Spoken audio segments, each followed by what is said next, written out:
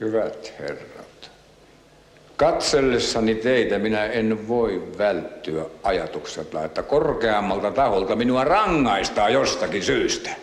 Herra Eversti, saanko puhutella? Älkää lisätkö taakkaan juuri nyt. Teidän vuoronne tulee kyllä. Minulla on nimittäin tässä edessäni Vänrikki Naaperon tekemä ehdotus harjoitusten ja kovapanosammuntojen uudelleen organisoimiseksi pataljoonassa. Minä ajattelin lukea siitä teille joitakin kohtia. Vänrikki Naapero aloittaa muistionsa näin. Kilks, pyöji joudi jemnas, ratskats, siervude, liivaks treksi, dela ajatseks glyo. Ja samaa selkeä linjaa jatkaa noin 7 sivun verran. Mainiten muun muassa sivulla 5 näin.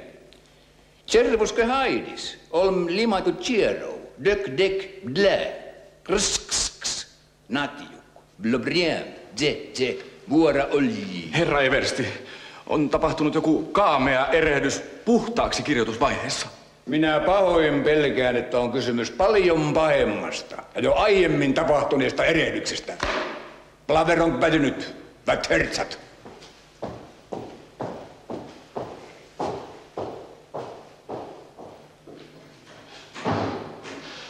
Wow.